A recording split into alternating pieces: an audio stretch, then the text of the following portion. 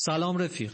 ویدیوهایی که میبینی بهت کمک میکنن تا حقایق تلخ اما تحول آفرین زندگی رو بهتر درک کنی. برای مشاهده بقیه ویدیوها روی گزینه سابسکرایب بزن و دکمه زنگوله رو فعال کن. امیدوارم لذت ببری.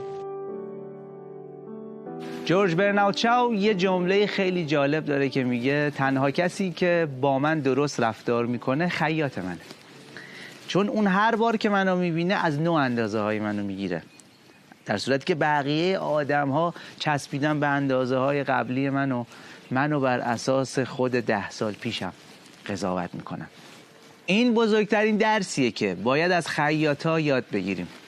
خیلی همون داریم با تصویری که از یه آدم داریم زندگی میکنیم، نه واقعیت اون آدم.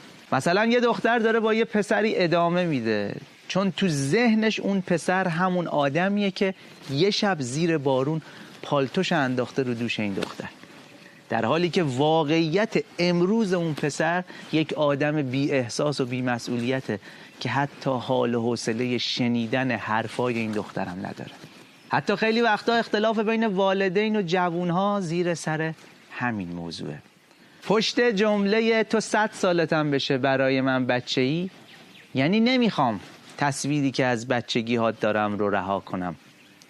نمیخوام باور کنم دیگه مثل 10 سالگیت منو عاقل ترین آدم جهان نمیدونی. نمیخوام باور کنم اون آدمی که تا دیروز پوشکش میکردم الان یه آدم مستقل دیگه است با یه جهان بینی و دنیای متفاوت. و حتی خیلی وقتا از بچه ها عصبانی هن که چرا جوونا اینطوری شدن، چرا مثل قبل حرف ما رو نمیخونن و همش ساز مخالف میزنن، چون اونا دیگه یک انسان دیگن و نمیخوان کسی براشون تعیین تکلیف کنه یا عقایدش رو بهشون تحمیل کنه. در حقیقت والدین خیلی وقتا با تصویری که از فرزندشون دارن زندگی میکنن، نه واقعیت امروز فرزنداشون. بی‌انصافیه که هر کس تاوان تصویری رو بده که دیگران ازش دارن و دیگه واقعیت نداره.